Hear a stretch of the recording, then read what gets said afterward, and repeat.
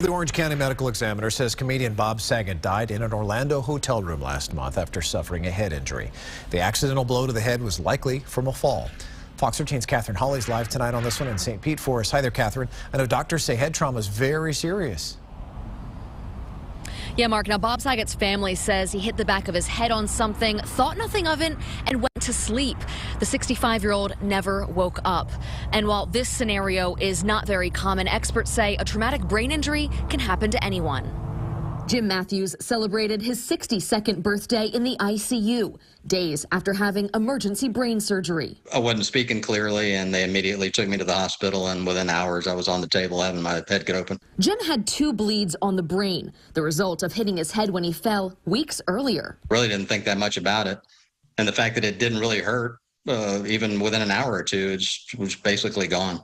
According to the CDC, about 1.5 million Americans sustain traumatic brain injuries every year, but deaths are rare.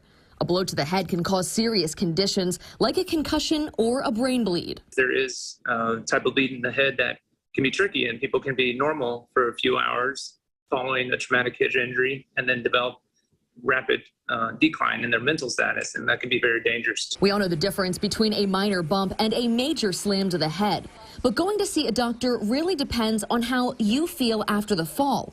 Some red flags include headaches, confusion, lethargy, slurred speech, nausea, and vomiting. If there is a traumatic brain injury that you witness or you have, and you have any symptoms whatsoever, might as well err on the side of caution and get it checked out in the emergency room. If you don't think your injury is that severe, doctors recommend having someone monitor you for a few hours to keep an eye on any changes or developing symptoms. This happens in young and old people. Anybody can get a head injury. As for Jim, he spent 6 days in intensive care, but quickly bounced back.